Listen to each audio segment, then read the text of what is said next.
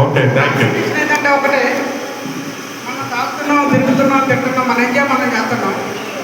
మనం వెనకాల గురించి ఒకసారి ఆలోచించట్లేదు, ఎవరు ఆలోచించట్లేదు. నేనంటారు ఎవరు ఆలోచించట్లేదు. ఈ మీటింగ్ పెట్టిందే దాని గురించి ఫస్ట్ ఆఫ్ ఆల్. మనం ఉన్నా లేకపోయినా మన వెనకాలలో మన పిల్లల వాళ్ళు సఫర్ అవ్వకుండా ఉండటానికి ఈ మీటింగ్ పెట్టారు. దాని గురించి ఒకసారి మీరు అందరూ ఆలోచించండి. మనకున్న అలవాట్లు మానుకొని కొంచెం ఫ్యామిలీని మంచిగా సేవ్ చేసుకుంటే బాగుంటుందన్న ఆలోచన అది. ఉన్న అలవాట్లు ఒకటేసారి మానుకోరు, మెల్లిమెల్లిగా మానుకొని మన ఫ్యామిలీని మనం సెక్యూర్ చేసుకోవాలి. ఎవరు చేయలేరు.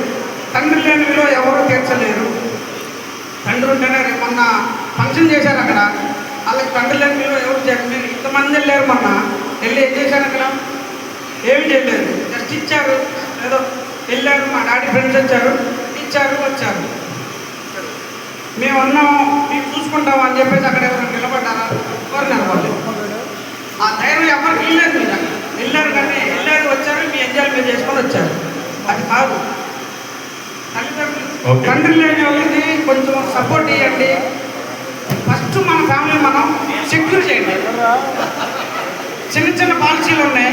నేను ఒకటే సజెస్ట్ చేస్తాను. చిన్న చిన్న పాలసీలు ఉన్నాయి.